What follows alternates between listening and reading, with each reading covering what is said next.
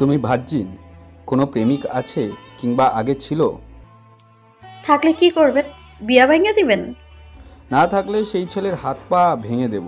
যা জিজ্ঞেস করছি তার জবাব দাও। কিছুটা ভেঙিয়ে পড়ল মানব। বসুন্ধরা পড়ল। এই তো একটু আগে বললেন বিয়াতে মত নাই, আমারে পছন্দ হয় নাই, এলাকার পরিবেশ ভালো না। এখন তাইলে ঠিকুজি কোষ্ঠী চান কেন? জিজ্ঞেস করলাম ভার্জিন কিনা। কথা ঘোরাচ্ছ? তার মানে তুমি ভার্জিন নও। ভার্জিন কিনা জানি না, বড় মারে জিজ্ঞেস করতে হইব। তবে প্রেমিক নাই, আগেও ছিল না। কি বললে? হেসে লুটোপুটে খেল মানব। হাসতে হাসতে পুনরায় পড়ল। বড় মাকে জিজ্ঞেস করতে হবে। তুমি কোনো ছেলের সাথে শুয়েছো কি শোনি তা তোমার বড় মা জানে। আমার সতীচ্ছেদ হয়েছে না হয়নি তাও তোমার বড় মা জানে। যেন তুমি কোনো পতিতা। এ বাড়ি পতিতালয়, আর তোমার বড় মাই পতিতালয়ের মালকিন। শেষ কথা ভয়ানক তাচ্ছিল্য মানবের কণ্ঠে, যেন ভেতরে জমে আছে কত শত খবের পারু। বসুন্ধরা বড় বড় চোখ করে বিস্ময় করে প্রতিক্রিয়া জানাচ্ছে স্ময় হিমায়। ভার্জিন শব্দের সাথে পরিচিত নয়, তবে এর মানে যে বেজায় ভালো কিছু নয়। বেশ বোধগম্য হলো। সতীচ্ছাদ শব্দটা গায়ে কাঁটা ফোটাচ্ছে, রাগে ঘৃণায় গা কাঁপছে। পতিতার শব্দটা ঝনঝনিয়ে বাজছে কানে। মনে আর মস্তিষ্কে যেন উচিত শিক্ষা দেওয়ার ছক কষে ফেলল অবিলম্বে। মানব পুনরায় পড়ল। মুখে এসব কিসের দাগ? মনে হচ্ছে খামচির দাগ। এই জন্মে কোনো মেয়ের মুখে এত খামচির দাগ দেখিনি। এ যুগে এসেও কেউ এসব বয়ে বেড়ায়? মুখে কিছু ইউজ করনি কখনো? তা খামচিগুলো ভালো কাজে নিশ্চয়ই আসেনি মুখে। তা কোন কেচ্ছায় মুখে এই অবস্থা? বসুন্ধরার দৃষ্টি এবার দ্বিগুণ ক্ষিপ্ত হলো। মানব শেষত তোয়াক্কা না করে ফের বলল। আগে ভাবতাম গ্রামের মেয়েরা সহজ সরল হয়, কিন্তু এসে এলাকায় যা কেচ্ছা শুনলাম তাতে এই গ্রামে বিয়ে করা মোটেও ইচ্ছে নেই আমার। পথে ঘাটে ঝোপঝাড়ে জোড়ায় জোড়ায় হাতে নাতে ধরা পড়ে মুখে চুনকালি মাখায়। আবার পেট বাঁধিয়ে মারধর কাহিনীও নাকি আরও বেশি ফেমাস। তা তোমার কোনো কীর্তিকলাপ আছে নাকি? থাকলে আগেই বলে দাও। বসুন্ধরা ফুঁসে উঠে বলল। এই চুপ, শয়তান বজ্জাত। দুজন ঝোপের আড়ালে প্রেম করতে গিয়া ধরা খাইছে, একজন পেট বাঁধাইয়া গলায় দড়ি দিছে। সেই খবরটা পেটের ভিতর হামদাইয়া রাখছস। অথচ কত মেয়েরা গ্রামের গণ্ডি পার হইয়া শহরে গিয়া সফল হইতাছে, বড় বড় ভালো ভালো কাজ করতেছে, আর তোর তার খবর পেটে পিঠে নাই। ওই যে বলে না, রতনে রতন চেনে আর শুকরে চেনে কচু। যে যেমন সে তো তাই চিনব। এক মায়া আকাম করলে গ্রামের সব মায়া খারাপ। তোমার সাহস দেখে অবাক হচ্ছি। গোষ্ঠীশুদ্ধি বন্দনা দিলে, দেবীর মতন স্বভাব। ব্যবহার যে চামারের মতন তা তো বলিনি। হবু বরকে গালি দিলে, আবার শুয়োরের সাথে তুলনা করছো। কত বড় স্পর্ধা! হবু বরের খেতায় আগুন। দেখতে এলেই হবু হয়ে যায়? নিজে প্রথম দেখায় প্রথম কথায় সতীচ্ছদের ইতিহাস যাইলি, আর আমি শুয়োর বললে আতে ঘা? হ্যাঁ, তবে বুঝি একটু ভুল আছে। শুয়োরের তোর সাথে তুলনা করি নাই, সরাসরি শুয়োরই কইছি। প্রবাদে কইছি তাই হয়তো বুঝতে সুবিধা হয়েছে, অসুবিধা হয়েছে। আবার সরাসরি কই, শুকর কোথাকার। শেষ কথাটা তুলনামূলক চিল্লিয়ে বলেই দু হাত কাপড় কিঞ্চিত উঁচু করে ছুট লাগালো বসুন্ধরা। দরজা অব্দি গিয়ে থেমে গেল। পিছু মুড়ে বলল। আমার মুখে খামচির দাগ থাকুক নয়তো কামড়ের দাগ, তাতে তোর কি? নিজের চেহারা আয়না দেখ। মুখ পুরা বান্দর লাগে দেখতে, পুরা মুখটা পাবদা মাছের মতো লাল, হাত পাও মাগুর মাছের মতো কালা, বুচুইরা। দেখলেই বোঝা যায় তুই মেকআপ সুন্দরী। ওই মুখ নিয়ে কারো সামনে একটা ভিস্কি মাইরা দেখিস, ভয়ে ফিট খেয়ে যাবো কেউ। মানব চিৎকার করে এগিয়ে আসতে নিলে বসুন্ধরা বিপরীতে দ্বিগুণ চিৎকার করে বেরিয়ে এলো বসার ঘরে। তার আগে চুল এলোমেলো করতে ভোলেনি। সবার সামনে দিয়ে দৌড়িয়ে বিনাকে জড়িয়ে ধরে কাঁদতে লাগলো মুখ গুজে। পেছনে পেছনে মানবও ছুটে এলে তার দিকে ইশারা করে ফোপাতে ফোপাতে বলল। উনি আমার বাজেভাবে স্পর্শ করতে চাইছে বড় মা। বারবার জিজ্ঞেস করতেছিল আমি ভার্জিন কিনা। আমি বুঝতে পারি না এই শব্দের মানে, তাই আমি কইছি বড় মারে জিজ্ঞেস করতে হইব।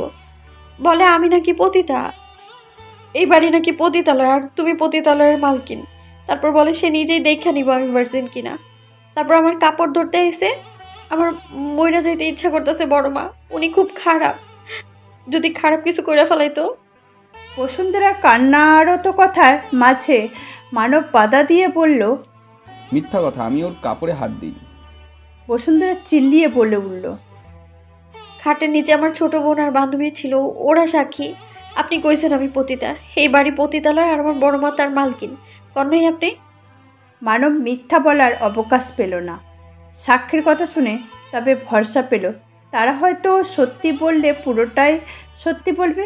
সে যেও মেয়ের কাপড় হাত দেয়নি তা নিশ্চয়ই বলবে। তার মাথা ঝাঁকিয়ে বলল। হ্যাঁ বলেছি, কিন্তু কাপড়ে। আপনি জানতে চান না আমি ভার্জিন কিনা? হ্যাঁ চেয়েছি। অন্যায়ের কি হয়েছে তাতে? দেখলেন, সাক্ষীর কথা শুনতেই আসল কথা বাইর হইল। আসলে কেউ সাক্ষী ছিল না, সত্যি কথা বাইর করতে মিথ্যা কথা কইছি। মানব অবিরত নিজের হয়ে সাপাই গাইতে লাগলো। বিনা রানী বসুন্ধরাকে বুক থেকে উঠিয়ে শান্ত হতে বলে অগ্নিচোখে মানবের দিকে দৃষ্টি রেখে স্বামীকে বলল। জ্যোতির বাপ, কুড়ালটা আনো, কাইটা কুচা কুচা কর্মু ওই পোলারে। ওর এত বড় সাহস, এত বড় কলাইজা। আমার বাড়ি পতিতালয়, আমি পতিতাগো মালকিন, আমার বাড়ির মেয়ারে অসম্মান।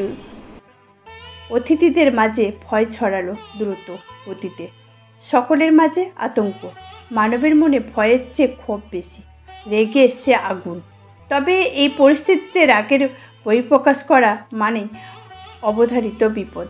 মানবের মা কেঁদে কেটে বিনা রানীর কাছে বলতে লাগলো। আমার বলা এই বিয়েতে এমনিতেই রাজি ছিল না দিদি। এলাকার কেচ্চা শুনাই ওর আরও মন উঠা গিয়েছিল। কারে জানি ওর কান ভাঙাইছে। ও থাকে শহরে, তাই গ্রামের মাইয়া ওর এমনিই পছন্দ না। তার উপর আইতে না আইতেই ওই সব শুইনা হয়তো দুই এক কথা কইয়া বইছে। তবে ও কাপড়ে হাত দেওয়ান পোলা না। এই ব্যাপারে এনে ছাইরা দেন, নয়তো আপনাকেও মাইয়ার বদনাম হইব। বিয়ে দিতে পারবেন না। আমি আমার পোলা নিয়ে চলে যাইতাছি। হাতাহাতি করেও মঙ্গল হবে না। সন্ধ্যার আগমন কাল সন্নিকটে, সূর্য ডুবেছে কিনা ঠিক বোঝা যাচ্ছে না। তবে মেঘের দাপটে সন্ধ্যার আগে আন্ধার বিস্তার করেছে আকাশের কালো মেঘপুঞ্জের বিশাল আবরণ। বসুন্ধরা বিনা রানীর চোখ এড়িয়ে বেরিয়ে গেল বাইরে। এক্ষুনি বৃষ্টি নামলো বলে এমনভাবে ছুটল যেন প্রথম ফোঁটা তার গায়েই পড়া যায়, নয়তো ঘোর অমঙ্গল হবে। বাড়ির সামনে কাঁচা রাস্তায় পা রাখতে মুখ থুপিয়ে পড়ল এক সাদা রঙের গাড়ির সামনে। গাড়ি গতি কম ছিল বিদায় স্বস্তি, নয়তো মাথা আজ দুভাগ হতো। তবে হাত চলছে, আঁচড় লেগেছে বোধহয়। গা ঝেড়ে উঠে দাঁড়াতে না দাঁড়াতেই গাড়ির ড্রাইভিং সিট থেকে নেমে এলো সুদর্শন এক যুবক। বসুন্ধরা তেড়ে গিয়ে এক হাত গাড়ির সামনের দিকে চাপড় মেরে বলল। ও হে রাজাধিরাজ, পঙ্খিরাজ নিয়ে আকাশে উড়লেই তো পারেন, রাস্তায় নামার কি দরকার? আমগোর মতন তুচ্ছ জীবের নিচে চাপা পড়বেন তো। যুবক গাড়ি হতে অপরাধীর মুখভঙ্গি নিয়ে বের হলো। বসুন্ধরার কথা শুনে মুখভঙ্গি বদলে গেল। অনিচ্ছুক চেহারা জিজ্ঞাসা করলো কোথাও ব্যথা পেয়েছে কিনা। বসুন্ধরা হাত দেখিয়ে বলল। এই যে দেখেন, ছুঁইলা গেছে কতখানি। ইস কি জলে, সরি বলেন। অচেনা যুবক বুকে ঝোলানো চশমা হাতে তুলে চোখে পড়ে বলল। ওটা আমার গাড়ি থেকে লাগেনি, তোমার এলাকার বাজে রাস্তা থেকে লেগেছে। সো সরি বলে তোমার রাস্তা বলবে, আমি না। বসুন্ধরা তেজ দেখিয়ে গলা চড়িয়ে বলল। আপনার গাড়ি ধাক্কা না মারলে আমি পড়তাম না, আর রাস্তায় আমার ব্যথা দিত না, তাই গাড়ি চালক হিসেবে আপনার মাফ চাওয়া উচিত। তুমি বান্দরের মতো লাফিয়ে আমার গাড়ির সামনে না এলে আমার গাড়ি তোমায় ছুঁয়েও দেখতো না। আমার গাড়ির রুচি এত বাজে নয়, উল্টো তোমার আমাকে সরি বলা উচিত, কজ তোমার জন্য আমার এবং আমার গাড়ির অনেক বড় ক্ষতি হতে পারতো। বসুন্ধরা এক মুহূর্তে দেরি না করে পাশের মাঠে নেমে গেল এক লাফে। যুবক উঠে বসলো গাড়িতে, ভাবলো আপদ বিদেয় হলো বুঝি। কিন্তু গাড়ি স্টার্ট দিতে না দিতেই সামনের গ্লাসে এক গাদা গোবর এসে পড়ল ধপ করে। যুবক রেগে চিল্লিয়ে উঠতে পাশের সিটে ঘুমন্ত সৃজনী জেগে উঠল। প্রথমে তার চোখ গেল গোবরের উপরে। সুজন, কি হলো? বলল সৃজনী। তখনই এক কিশোরী কণ্ঠে খিলখিল হাসি শুনতে পেল। সেই কৌতূহল চোখে জানলার কাজ গড়িয়ে বাইরে তাকালে দেখলো কোমরে আঁচল গোজা এক মেয়ে কোমরে হাত গুজে বলছে, গোবর কিন্তু আমার না, ওই গরুর। তাই সরি শোনার হইলে গোবর উৎপাদনকারী ওই গরুর কাছে যান, আর চোখ রাঙাইতে হইলে গরুটার সামনে গিয়াই রাঙান, শুভদৃষ্টি হইয়া যাইব। এক ঢিলে দুই পাখি, আর মানাইবও ভালো, যারে বলে খাপে খাপ ময়নার বাপ। সৃজন গাড়ি থেকে নেমে এসে বসুন্ধরার সামনে তেড়ে ফুঁড়ে যেতে লাগলে পেছন থেকে ডাকলো সৃজনী। সুজন থাম, ঝামেলা করিস না। বলতে বলতে সৃজনী নিজেও নামলো গাড়ি থেকে। তখনই সৃজন নেমে গেছে পাশের জমিতে। সৃজন নামাটা শুনে বসুন্ধরার কর্ণ ওর দৃষ্টি সজাগ হলো, ভালো করে নজর বুলালো সৃজনের মাথা থেকে পা অবধি। মাথা ঝালাই মেরেও ঠিক মেলাতে পারল না। দূর থেকে জিজ্ঞাসা করলো, অনিতা কাকির পোলা আপনি? সৃজনী? সৃজনের পা থামলো না, চলতে চলতেই বলল, আমার মায়ের নাম মুখে আনবে না, অসভ্য মেয়ে। পেছন থেকে দৌড়ে আসছে সৃজনী, বলছে, ঝামেলা করিস না ভাই, এটা গ্রাম, শহর নয়। এইদিকে বসুন্ধরা বিস্মৃত চেহারা বদলে রাগী প্রতিশোধ ধারণ হয়ে উঠেছে। চোখে মুখে খিচে নিজেকে কয়েক পা এগিয়ে গিয়ে সৃজনের দু গাল নখ দাবিয়ে খামচি মেরে দিল। দৌড়ে সৃজন থেমে গিয়েছিল। মেয়েটাকে এগিয়ে আসতে দেখে ভেবেছিল আচ্ছা মতো কিছু শুনিয়ে দেবে। মেয়ে মানুষ, গায়ে হাত তো দেওয়া যায় না, কিন্তু আচমকা এমনভাবে মুখে আক্রমণ করলো যে কিছুই ভাবার অবকাশ পেল না। এইদিকে পুরো মুখ জ্বলে যাচ্ছে, ব্যথায় কোকি উঠতে না উঠতেই থুতু পড়ল মুখে। বিস্মৃত হতভম্ব ধাঁধা মেরে রইল কিছু মুহূর্ত। মেয়েটাকে শিক্ষা দেওয়ার স্পৃহা যেন এবার অন্তর্ভেদ করলো। বসুন্ধরা কীভাবে যেন দৌড়ে থামিয়ে উল্টে দৌড়ে আবার ফিরে এসে থুতু মেরে গেছে। সৃজন এবার ভেবে নিল এবার আর মেয়ে বলে ছাড় দেব না। দেবে বসিয়ে কানের গোড়ায় এক আচ্ছা করে বসিয়ে সৃজনকে এবার থামাইকে নিজের ছুট লাগালো বসুন্ধরার পিছু। সৃজন ভেবে নিল এবার মেয়ে বলে ছাড় দেবে না, দেবে বসিয়ে কানে করে এক আচ্ছা করে। সৃজনকে এবার থামাইকে নিজেও ছুট লাগালো বসুন্ধরার পিছু। দুকদম এগুতে আচমকা সৃজনী আর্তনাদ কর্ণ করে পৌঁছালে থেমে যায়। জমির মাঝে মাটির চিকন রাস্তাকে গ্রামের পাথর কিংবা আইল বলা হয়। দৌড়াতে গিয়ে সেই পাত্রে পা লেগে পড়ে গেছে সৃজনী। সৃজন উল্টো দৌড়ে বোনের কাছে গেল। পড়ে একটু কাদা লেগে গেছে গায়ে, এইটুকু ব্যাস, আর কিছু না। কোথাও কোনো আঁচড় অবধি লাগেনি, তাতেই এত জোরে চিৎকার করতে হয়, যেন পড়ে দুভাগ হয়ে গেছে। পিছু ফিরে দেখলো দস্যি মেয়েটা পগার পার, টিকিটেও নজর আসছে না। ইস, ফিরে না এলে ধরে ফেলতো।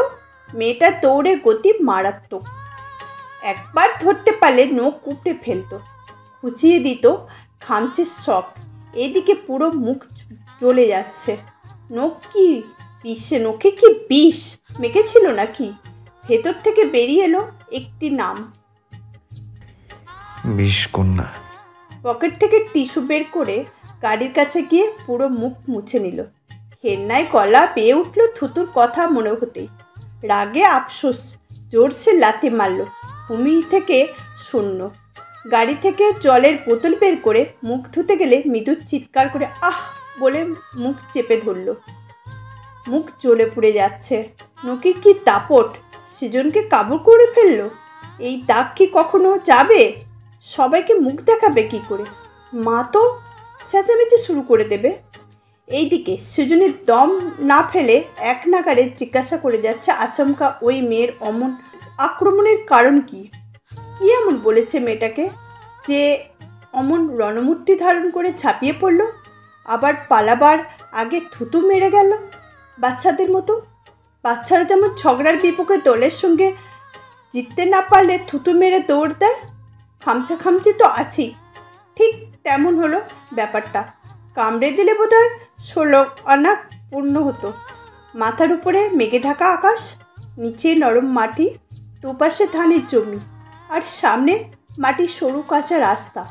কিন্তু বসুন্ধরার মনে হচ্ছে চারিদিকে এইসব কিছুই নেই, আছে শুধু সুখ আর সুখ। খুশির অন্তর আত্মা গলা ফাটিয়ে চিৎকার করছে যেন। কি হবে, কি হবে ভাবনার হৃদয় প্রায় সুটকি লাগার পলা। তবুও খুশির সীমানা নেই। উত্তেজনায় গা কাঁপছে। সরু রাস্তা বরাবর না হেঁটে 5 পুকুরের কোনো দিয়ে বড় রাস্তায় উঠেছে, যাতে সৃজন পিছু নিয়ে ধরতে না পারে। গন্তব্য আপাতত প্রপাদের বাড়ি। বাড়ির ভেতরে হুলুস্থুলুস কাণ্ড। অতিথিদের আপ্যায়ন। ব্যবহার হচ্ছে স্যাভলন, তুলা, মলম ও নানাবিধি চিকিৎসার বস্তু। সৃজন কাঠের চেয়ারে বসে আছে অপ্রশ্ন মুখে। সৃজনের মা অনিতা মুখে মলম লাগিয়ে গেল পিনার সঙ্গে খাবার আনতে। মায়ের সামনে এসে সুন্দর গুছিয়ে ব্যাখ্যা করতে হয়েছে মুরগির হাতে আকস্মিক নির্যাতনের বর্ণনা। সৃজনীয় সাথ দিয়েছে তাতে, বরং আরও বাড়িয়ে বলেছে। ভাই আর আমি গ্রামের রাস্তায় একটু নেমেছিলাম খোলা হাওয়া আর গ্রামীণ পরিবেশ উপভোগ করতে। কোথা থেকে কতগুলো ছোট ছোট মুরগির বাচ্চা এলো পায়ের কাছে। ভাই আদর করতে একটা বাচ্চা তুলতেই মা মুরগিটা হঠাৎ ঝাঁপিয়ে আক্রমণ করলো ভাইয়ের ওপর। ইস কি অবস্থায় না করলো, পুরো মুখের অবস্থা নাজেহাল করে তবেই ছেড়েছে। কোনো মেয়ের হাতে খামচি খেয়েছে, সাথে থুতু পেয়েছে বোনাস।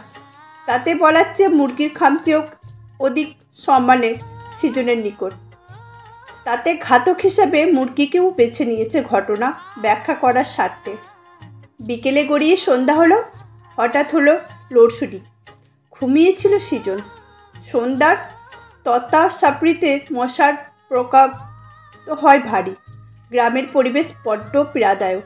সেই পরিস্থিতিতে ঘুম আর টিকল না। তারপরেও গরম গা সিদ্ধ হওয়ার জোগাড়। ঘর ছেড়ে উঠোনে এসে দাঁড়িয়ে বাতাস দেখা না পেয়ে রাস্তায় বের হলো সৃজন। আচমকা শুনতে পেল ভারী কিছু লাফিয়ে পড়ার শব্দ। খানিক এগিয়ে মনে হলো এই কদম গাছ বেয়ে টিনের দেওয়ালের উপর কেউ লাফিয়ে নেমেছে। জলদি গেট পার করে ভেতরে গেল। অন্ধকার আবছায় দেখলো বাড়ির পেছনটায় কেউ ঢুকলো সাবধানে। সতর্ক হলো সৃজন। গেট দিয়ে ভেতরে ঢুকে বাড়ির পেছনে গেল। ছায়ামূর্তি দেখা পেল, তবে অন্ধকারে খুব একটা ঠাউর করতে পারল না পরিস্থিতি। সেই বাড়ির পেছনে এক জানলার ভাঙার চেষ্টা করছে বলে মনে হলো সৃজনের। এক মুহূর্ত দেরি না করে দৌড়ে পেছন থেকে ধাক্কা নিচে ফেলে দিল ছায়ামূর্তিকে। চেপে ধরে উপরে উঠে বসতে যাবে আর আগেই মেয়েলি কণ্ঠ আর্তনাদ শুনে থেমে গেল। বড় মাগো বলে চিৎকার করে উঠেছে সে। বিকেলের এবারই এসেছে পর থেকে শুনেছে পিনা রানীর ভাতিজি বাড়িতে নেই। খোঁজ চলছে তার। সকালে নাকি ঝামেলা হয়েছে তাকে নিয়ে ছেলের বাড়ির সাথে, তাই মন খারাপ করে কোথাও বেরিয়েছে বলে সবার সন্দেহ। বেশি না ভেবে ছটফট অন্ধকারে হাতে মুখ চেপে ধরল ছায়া মানবী। ফিসফিসিয়ে বলল, চুপ করো চুপ করো, আমি চোর ভেবেছিলাম তাই ধাক্কা মেরেছি। মাথায় বাড়ি টাড়ি মারিনি, তোমার কপাল ভালো। তুমি এই বাড়ির মেয়ে তাই না? মুখ ছাড়ছেই চিৎকার করো না প্লিজ। সৃজন হাত আলগা করতেই চিৎকার করতে নিলে বসুন্ধরা। সৃজন ফের চেপে ধরল মুখ। রেগে মেগে ফিসফিসিয়ে পড়ল, হ্যাঁ মেয়ে, বললাম না চিৎকার করো না। কি মুখ খুললেই তো চিৎকার করতে যাচ্ছ। আবার ছাড়ছি মুখ। চিৎকার করলে তুলে এক আছাড় মারবো। সৃজনের হাত আলগা হতেই বসুন্ধরা কামড় বসালো সৃজনের হাতে। দৌড়াতে দৌড়াতে বলতে লাগলো, চোর চোর চোর চোর ঢুকছে বাড়িতে। সৃজনের মাথায় হাত। এই মেয়ে তো মান সম্মান খেয়ে দেবে আজ। পিছু পিছু দৌড়াতে দৌড়াতে মনে হলো কণ্ঠটা চেনা, তবে বেশি ভাবার অবকাশ নেই। মানুষ জড়ো হলে কপালে দুঃখ আছে। বসুন্ধরা দৌড়াতে দৌড়াতে চিৎকার করছে। সৃজন বোঝাতে বোঝাতে পেছু দৌড়াচ্ছে, কিন্তু বেশ কিছুক্ষণ পরেও কারো উপস্থিতি টের না পেয়ে দাঁড়িয়ে পড়ল দুজনেই। বাড়িতে দুজন ব্যতীতে কেউ যে নেই তা বোধগম্য হলো। সৃজনের মনে হলো ঘুমানোর আগে মা তো বলেছিল ও বাড়ি যাচ্ছে ঘরদোর পরিষ্কার করতে, সাথে গেছে সবাই। ঘুম থেকে উঠে ওকেও যেতে বলেছিল, কিন্তু ঘুম ভাঙল লোডশেডিংয়ের। আর তারপরে শুরু হলো ছায়া মানবীর কাণ্ড। মনে ছিল না তাই আর। এই গ্রামে প্রতিটি বাড়ির চারপাশে পুকুর আর বাগানের ভরপুর। এক বাড়ির চিৎকার চেঁচামেচি আর আরেক বাড়ির সহজে পৌঁছায় না। তাই নিশ্চিন্তে এবার এক পাশের জড়ো করা কাঠের লাকড়ির উপর বসল সৃজন। মেজাজ দেখিয়ে বলল,